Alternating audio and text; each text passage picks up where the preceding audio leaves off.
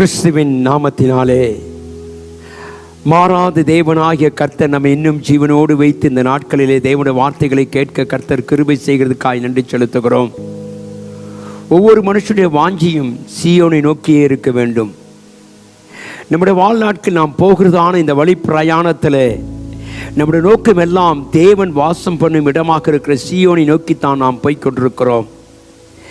என கண்பான தேவ பிள்ளையை, நம்முடைய நோக்கம், நம்முடைய திட்டங்கள், நம்முடைய குறிக்கோள் எல்லாமே தேவனுடைய சமூகத்தை நோக்கி இருக்க வேண்டும். கர்த்தராகிய ஆண்டவர் இஸ்ரவேல் ஜனங்களுக்கு சொல்லும் பொழுது சொல்லுகிறார். எரேமியாவின் புத்தகம் 3ஆம் அதிகாரம் 14ஆம் வசனத்தை வாசிக்கும் பொழுது, சீர்கெட்ட பிள்ளைகளை துருமுங்கள் என்று கர்த்தர் சொல்லுகிறார். நான் உங்கள் நாயகர், ஊரில் ஒருவனும் வம்சத்தில் 2 பேருமாக தெரிந்து உங்களை சீயோனுக்கு அழைத்து கொண்டு வருகிறேன். தேவனுடைய பிள்ளையை நம்மை தேவன் சீயோனுக்கு அழைத்து கொண்டு வருகிறார். சீயோன் என்பது தேவன் வாசம் பண்ணும் இடம்.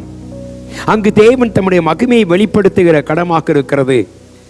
சீயோன் என்பது இந்த காலத்தில் தேவனுடைய சபைக்கு அடையாளமாக இருக்கிறதை நாம் பார்க்கிறோம். என கண்பான தேவ பிள்ளையே, இந்த சீயோனிலே தான் தேவன் வாசம் பண்ணுகிறார். இந்த சீயோனிலே நாம் போய் சேருவது, இந்த சீயோனிலே நமக்கு கிடைக்கிற ஆசீர்வாதங்கள் என்ன, சீயோனி மூலமாய் வரக்கூடிய பாக்கியங்கள் என்ன, தேவன் நம்மை அழைத்த நோக்கமே நாம் அவரோடு கூட இருக்கும்படியாய். நான் எங்கே இருக்கணும் அங்கே என் பிள்ளைகள் இருப்பார்கள். அருமையான தேவனே, நம்முடைய நோக்கம், நம்முடைய முடிவெல்லாம் சீயோனை நோக்கி இருக்குமானால் நமக்கு இந்த உலகத்திலே கூட கர்த்தர் ஆசீர்வாதங்களை வைத்திருக்கிறார். முதலாவது நாம் வாசிப்போமானால் சீயோனிலிருந்து கிடைக்கிற ஆசீர்வாதங்கள். சங்கீதத்தின் புத்தகம் 128ஆம் சங்கீதம் 5வது வசனத்தை வாசித்தோமானால், கர்த்தர் சீயோனிலிருந்து உன்னை ஆசீர்வதிப்பார், உன் ஜீவனுள்ள நாளெல்லாம் எருசலேமில் வாழ்வை காண்பாய். தேவனுடைய பிள்ளையே, நாம் சீயோனுக்கு வரும்பொழுது நம்முடைய ஆயுசு நாட்களை கர்த்தர் பெருக செய்கிறார். எத்தனை ஒரு பெரிய ஆசீர்வாதம் சிந்தித்து பாருங்கள். என கண்பான தேவ பிள்ளையே, சீயோனிலிருந்து கர்த்தனை ஆசீர்வதிக்கிறார். இப்படியா உன் ஆயுசு நாட்கள் கூடி உன் வயது வாழ வயது போல் இருக்குமா? என கண்பான தேவ பிள்ளை, இந்த காலவெளியிலே நாம் அநேகருக்குள்ளே மரண பயங்கள் பிடித்திருக்கிறது. உலகத்தை நோக்கி போகிற இந்த உலகத்தை நாம் வாழ்ந்து கொண்டிருக்கிற நம்முடைய வாழ்க்கையில அநேக மரண பயங்கள் இருப்பதை குறித்து வாசிக்கிறோம், நாம் கேள்விப்படுகிறோம். ஆனால் நீ சீயோனை நோக்கி உன் பாதைகள் அமைக்கப்பட்டிருக்கவானால், உன் வாழ்க்கை கர்த்தர் சீயோனுக்கு நேராக நீ போவாயானால், வேதம் சொல்லுகிறது, நான் உன்னை எப்படியாம் ஜீவனுள்ள நாளெல்லாம் நீ சீயோனின் வாழ்வை காண்பாய், எருசலேமின் வாழ்வை காண்பாய். அது எத்தனை ஒரு பெரிய பாக்கியம். இந்த உலகத்தில் படுகிற பாடுகளுக்கும் போராட்டங்களுக்கும் ஒரு முடிவை கர்த்தர் வைத்து நம்ம எருசலேமிலே ஒரு மகிமையான காரியத்தை கர்த்தர் செய்ய விரும்புகிறார். என கண்பான தேவ பிள்ளை, இந்த காலங்களிலே தேவன் நம்மை அழைத்திருக்கிற அழைப்பு சீயோனை நோக்கி இருக்க வேண்டும். நம்முடைய நோக்கமெல்லாம் இந்த உலகத்தை அல்ல, உலகத்தின் காரியத்தை அல்ல, உலகத்திலே காணப்படுகிற மேன்மைகள் அல்ல. கர்த்தாவே, என் நோக்கம் எல்லாம் நீர் வாசம் பண்ணும் இஸ்தலத்தை நோக்கியே நமக்கு இருக்க வேண்டும். தேவனுடைய பிள்ளை, இந்த சீயோனிலே நம்மை ஆசீர்வதித்து நம்முடைய ஆயுசு நாட்களை கூட்டி கொடுக்கிற சொல்லுகிறார்.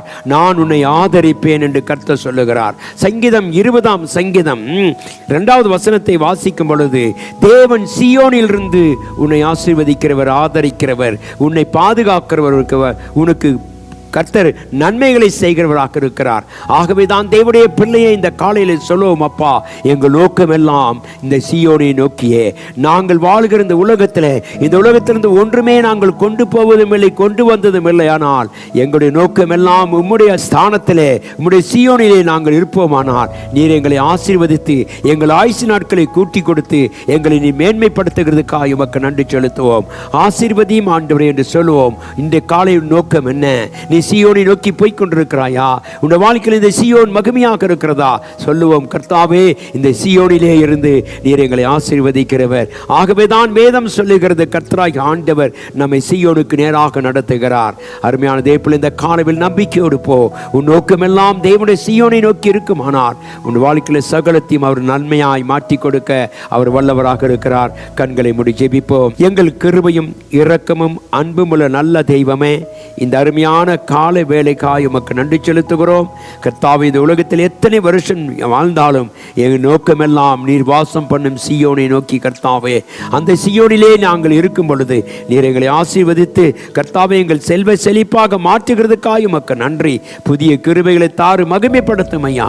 பெரிய காரியங்களை செய்கிறதுக்காக உமக்கு நன்றி. ஆசீர்வதித்து கனப்படுத்தும்படி ஜெபிக்கிறேன். சகலத்தையும் பொறுப்பேற்றுக்கொள்ளும் பாதுகாத்தலும் இயேசுவின் நாமத்தில் பிதாவே, ஆமென்.